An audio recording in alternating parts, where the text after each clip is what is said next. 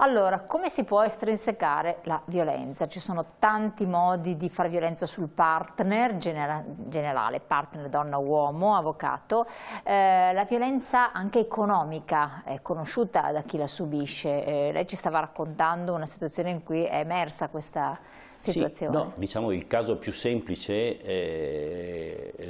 le donne, quando il marito era una volta l'unico che portava lo stipendio a casa, oggi per fortuna il ruolo si è ribaltato. O comunque... attenzione, ne abbiamo parlato anche con la consigliera di parità, attenzione, ecco, che comunque, la disparità economica esiste. È chiaro che se vengono messi gli odierni 5 euro sul tavolo, dove la moglie sente dire dal suo marito o compagno fateli bastare e ci devi fare da mangiare per tutti, è chiaro che la signora deve cominciare intanto a rinunciare al proprio benessere, che magari sarebbe andata, che ne so, a farsi i capelli o diciamo dall'estetista, perché i soldi non gli bastano più, ecco, o andare al cinema con le amiche. Però poi anche stare in ristrettezze economiche provoca una solitudine della persona, un isolamento, e quindi la violenza di carattere economico influisce sull'aspetto patrimoniale, ma poi influisce per essere un mezzo che stravolge la vita delle persone. Da questo punto di vista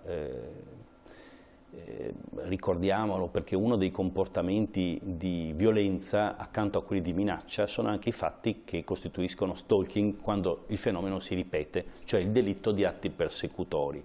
Le minacce o le molestie si possono reiterare in tanti modi. È chiaro che se si ripetono, perché ci vuole questo fenomeno di abitualità, di ripetizione nel tempo, dove l'arco intermedio tra uno e l'altro di questi fenomeni non è rilevante, diventa dal punto di vista giudiziario invece molto importante. Quindi per esempio è ben vero che gli atti persecutori è un delitto a forma vincolata, ma è un reato di evento, quindi si deve verificare o il cambiamento delle abitudini di una persona che, se ritiene di essere pedinata, cambia strada, cambia orari, cambia mezzo di trasporto per andare al lavoro, oppure il danno o il timore di un pericolo per la sua incolumità. Quindi, come vediamo, è un fenomeno che apparentemente a forma vincolata in realtà può spaziare in tantissimi comportamenti diversi. Assolutamente. Dottore, delitto di atti persecutori.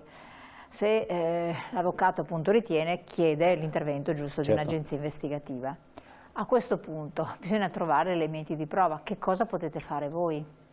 Perché provare anche la ripetitività di questi atti di persecuzione non è una cosa semplice, quindi fino a quali strumenti è lecito avvalersi?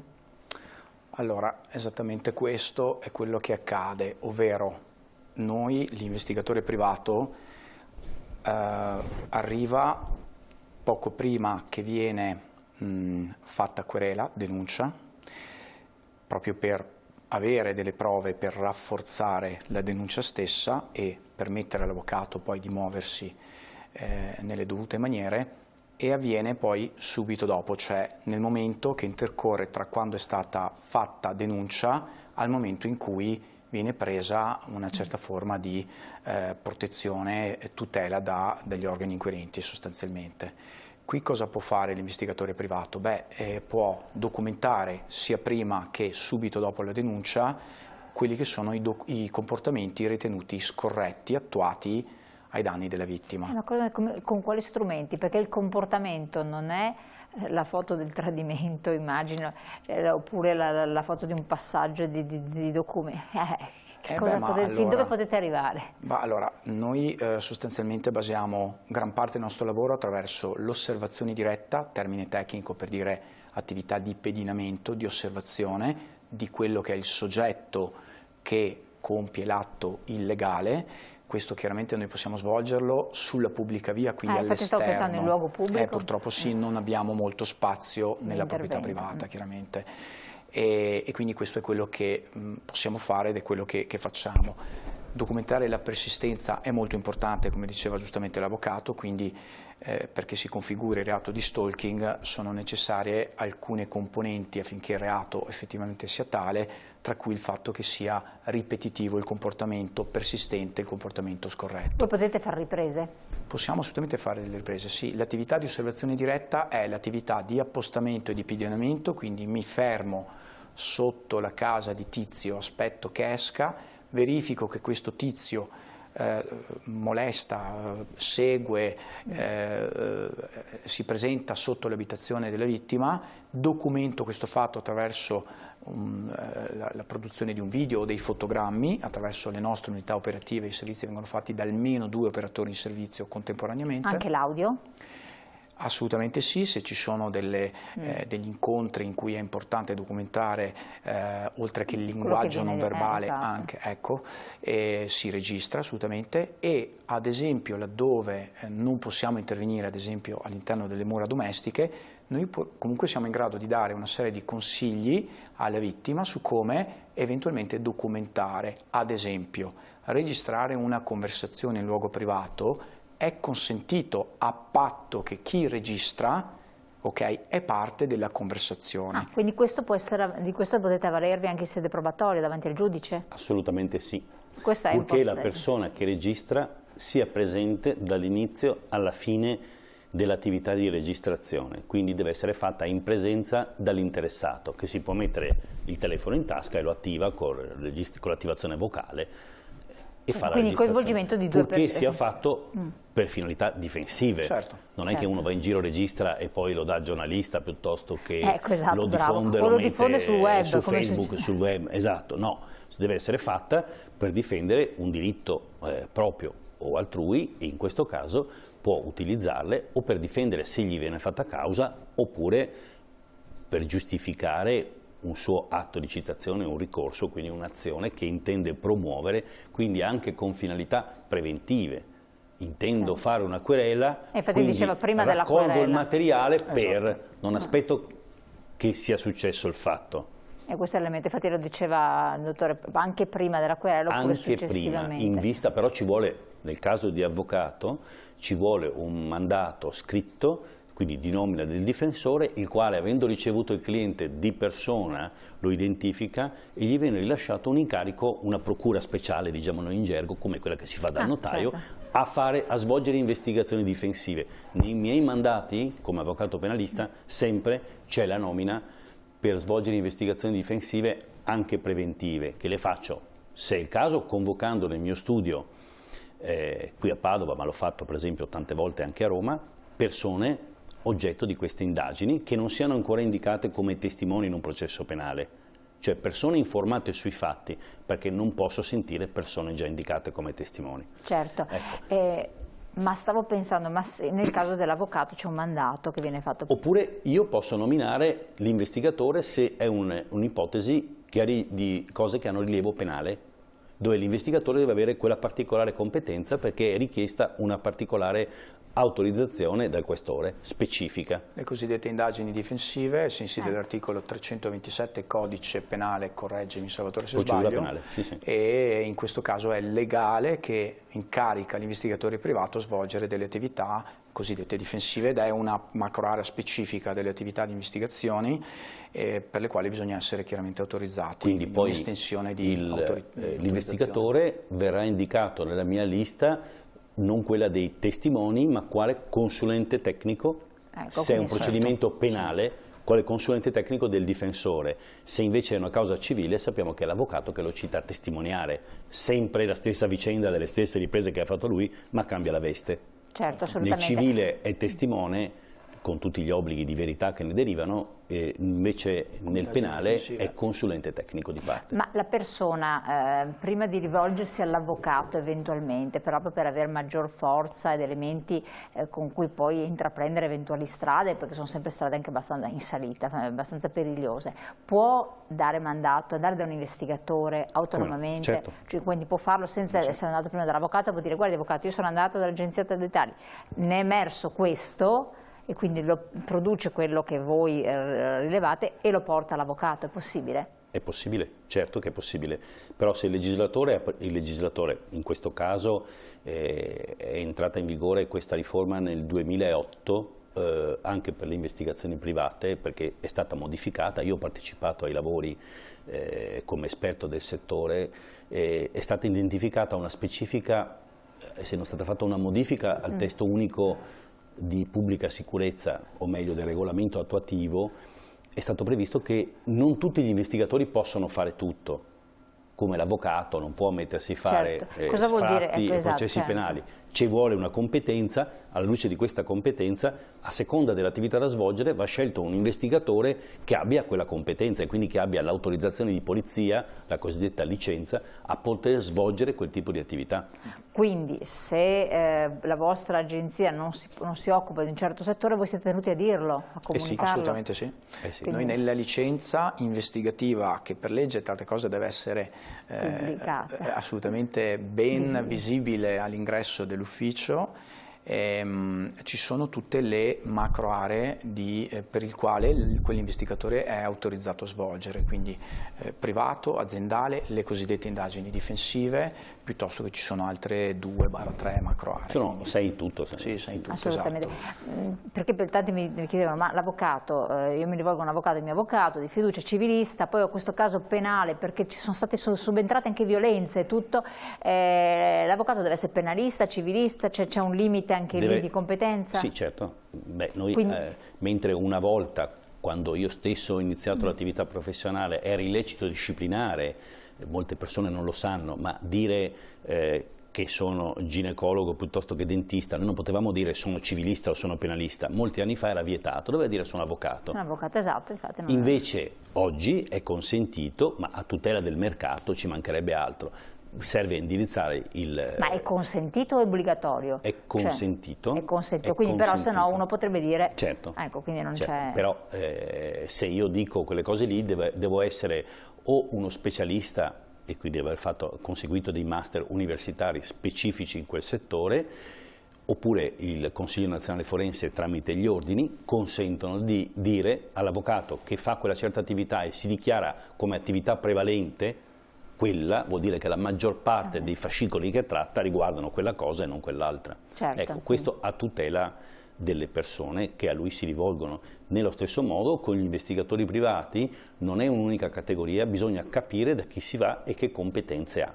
Certo, questo è importantissimo. E che licenze ha. E le licenze fatte Sì, non basta dire sono autorizzato dal prefetto di...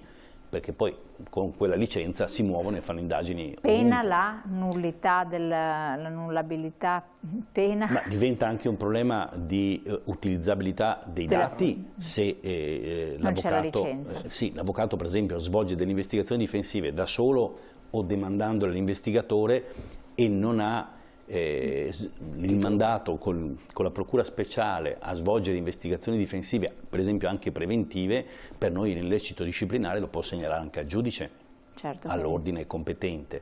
Quindi assolutamente, ma loro hanno come autorità di controllo la polizia del settore del reparto amministrativo. Infatti, no, ma è importante per capire che stiamo operando nell'ambito della legalità, che ci sono delle normative ben precise. Ci sono, ecco, hai fatto bene a dirlo, ci sono delle normative precise, i telespettatori, qualora non siano già in possesso di queste informazioni, devono sapere che non tutti gli avvocati sono uguali, ma non per esperienza o per bravura, qui si sta parlando per competenze, e così non tutti gli investigatori sono la stessa cosa. Ci sono delle competenze, quindi a seconda delle proprie esigenze è opportuno che ci si rivolga a una persona che può seguire meglio quel caso e che le autorità di controllo vanno a vedere che faccia quelle cose lì. Certo. Le famose cimici nelle abitazioni, qua stiamo parlando di casi familiari, non entriamo in ambiti aziendali e quindi all'avvocato, alla persona servono elementi ulteriori, una telecamerina nascosta nella macchina dove magari si svolgono più frequenti incontri e conversazioni anche a volte. Sono lecite, sono ammissibili per voi da utilizzare, da applicare, che un po', perché noi viviamo nel mondo di quel che si conosce, no? Normalmente anche attraverso i film o quant'altro. Qual è la realtà in Italia? A differenza di quello che si può credere, che più delle volte si pensa, l'investigatore non può e non deve installare le cosiddette microcimici all'interno di abitazioni private, chiaramente si intende. Ecco, vedi, anzi, l'investigatore privato è colui che è chiamato spesso per rimuoverle, cioè all'investigatore privato viene chiesto di svolgere un'analisi, cosiddetta bonifica elettronica, bonifica ambientale, atta a verificare se in un luogo in cui una persona crede di essere protetta o crede che sia protetta la propria privacy, ad esempio all'interno di un'abitazione privata, ma non solo, ci sia un'apparecchiatura atta invece ad intercettare i momenti di vita privata. Quindi in realtà l'investigatore privato, come giustamente diceva prima l'avvocato Frattallone, ha dei paletti, dei limiti ben precisi all'interno dei quali operare, e costituisce aggravante il fatto di violare la norma, di andare oltre, proprio perché l'investigatore privato deve sapere e nonostante ciò ha violato la norma, quindi costituisce aggravante. Quindi gli elementi probatori di cui può valersi sono frutto di un'attività personale, quindi sì, personalmente si avvale anche della tecnologia, sì, però deve essere sempre presente, cioè quindi questa attività non come magari uno può immaginarsi che quello può fare la polizia, insomma. Esattamente, diciamo che spesso si richiede all'investigatore privato cose che si vedono o nei film di spionaggio, CSI della situazione, o comunque cose che possono essere svolte dagli inquirenti, dalla procura, ma che non necessariamente possono essere svolte allora si rivolgono all'investigatore, magari chiedendolo all'avvocato: ma posso fare queste cose a umma? Il che vuol dire in modo illegittimo, perché questa è la tecnologia. Bisogna dire: guardi, mettono le manette a lei che lo fa, certo, come mandante, ma poi anche a chi, avvocato e investigatore, compie atti illeciti. Quindi arrivano anche a chiedere questo, quindi sì, certo, di tutto e di più. Con la stessa velocità con cui sono entrati escono dalla porta, però. No, ma è bene giustamente saperla, prego. Poi ecco, i limiti, bisognerebbe insomma avere più tempo per rispondere anche tecnicamente bene a questa domanda, perché cimice è diverso da geolocalizzatore satellitare, quindi se il cimice è vietato anche per l'investigatore metterlo, nasconderlo nella casa di qualcuno, ad esempio applicare un geolocalizzatore satellitare ad un mezzo, all'esterno del mezzo, quando quel mezzo è in uso al soggetto investigato, quindi al soggetto su cui abbiamo autorizzazione per capire se va dall'amante, per vedere se va dall'amante, eccetera, questa è un'attività invece consentita all'investigatore privato, viene chiarito proprio sul decreto ministeriale 269 di cui parlavamo poc'anzi. È una delle tecniche di pedinamento, il cosiddetto pedinamento elettronico. Allora, così come l'investigatore può pedinare la persona, può fargli una foto, certo, eccetera, può utilizzare un geolocalizzatore, perché se quel soggetto, ad esempio, quando va dall'amante fa i 220 all'ora o fa la rotatoria 3 volte, l'investigatore non deve rischiare la vita facendo i 220 all'ora, né la propria né quella altrui, lo lascia andare, c'è un geolocalizzatore satellitare, quando il target avrà raggiunto la destinazione, il detective arriverà qualche minuto dopo, ma lo raggiunge in base appunto al geolocalizzatore satellitare. Arriverà qualche minuto dopo, quindi deve comunque garantire la sua presenza. E le intercettazioni telefoniche sono solo anche questo non affatto, non è consentito ad alcun investigatore privato fare intercettazioni telefoniche. Il device telefonico, il cellulare, lo smartphone, chiamiamolo come vogliamo, è sacrosanto, custodisce tutti i nostri segreti, perché ormai una volta il telefonino serviva per telefonare, adesso forse ogni tanto lo usiamo per telefonare, e adesso custodisce nella maggior parte dei casi foto personali, intime della propria famiglia. Quindi scaricare fare il backup di tutto quello che c'è nel telefono della persona e portarla poi all'avvocato? No. È un po' reato. È un po' reato. Quando qualcuno denuncia questa cosa, anche questo mi è successo, si sta autodenunciando. Sta dicendo: io ho fatto un crimine perché ho preso il dispositivo di mio marito, facciamo questo esempio, e ho scaricato queste cose e ho scoperto che mi tradisce. In quel momento si sta autodenunciando, perché non si può fare un accesso informatico o telematico. Una volta noi la parola telematico la abbinavamo soltanto al fax all'inizio, che trasmetteva gli impulsi elettrici in segnale su carta. Oggi telematico lo sappiamo tutti, perché tutti noi abbiamo WhatsApp, Telegram e tutti gli altri sistemi di comunicazione, e quindi si tramutano le parole in segnali e viceversa i segnali in parole. Le persone che dichiarano questo si stanno autodenunciando per un crimine, per un delitto. E quindi si viene puniti per questa cosa. Quando sto pensando ad esempio ai casi sempre un po' di tradimenti, oppure anche di vessazioni che si svolgono all'interno degli uffici, delle attività lavorative, per cui il coniuge ha forti sospetti che in quell'ambito lavorativo lì si svolgano lo schetrame e magari c'ha anche ragione. Può mettere dentro gli uffici dei controlli, cioè l'audio ambientale o qualche cosa, oppure no, neanche in quei casi lì, le riprese, non lo so. Allora, ovvero sarebbe supportato magari dall'azienda stessa. Ecco, bisogna valutare caso per caso, perché se stiamo parlando di un ufficio chiuso in cui quella persona si chiude nel proprio ufficio per svolgere l'attività lavorativa, ma diciamo è considerato uno spazio proprio, no, a sua disposizione, sarebbe come mettere una cimice in un'abitazione privata, è la stessa identica cosa. Ecco, in altri casi si può valutare eventualmente fino a che punto spingersi. Nel caso invece di un'analisi di un device informatico aziendale in uso ad un dipendente, ad un collaboratore, allora qui è un contesto diverso, perché stiamo parlando di un dispositivo elettronico, informatico, device telefonico o il famoso notebook PC che io azienda do a te, ma te lo do affinché tu possa utilizzarlo per motivi di lavoro.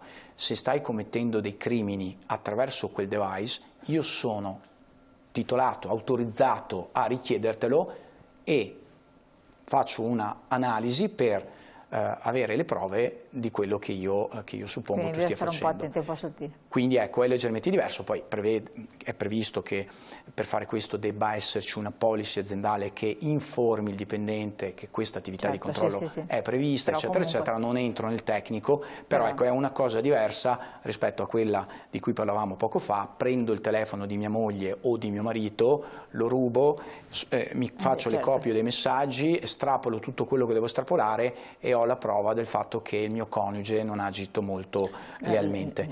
Commetto più reato io nel fare questo rispetto alla scorrettezza che ha commesso il coniuge. Diciamo che a me è successo anche in questo caso di avere uno dei due coniugi che utilizza un dispositivo, per esempio un computer fisso a casa, che entrambi lo utilizzano, sia l'uno che l'altro, magari anche i figli.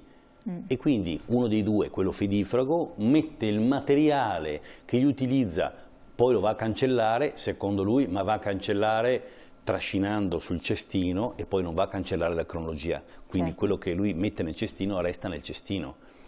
E quindi magari l'altro coniuge lo vede, ha normale accesso a quell'apparecchio, lo utilizza e lo si porta al giudice, non c'è nessuna violazione della privacy. No, perché è un dispositivo in uso costante a tutti e due. Certo, con noi il tempo è volato, siamo giunti un po' al termine. Questo spazio era un po' volto a far capire che bisogna provare, insomma, tutte queste situazioni vanno comunque comprovate, vero? Non basta aver ragione, bisogna dimostrare di aver ragione, che è un passaggio in più che non è sempre così facile.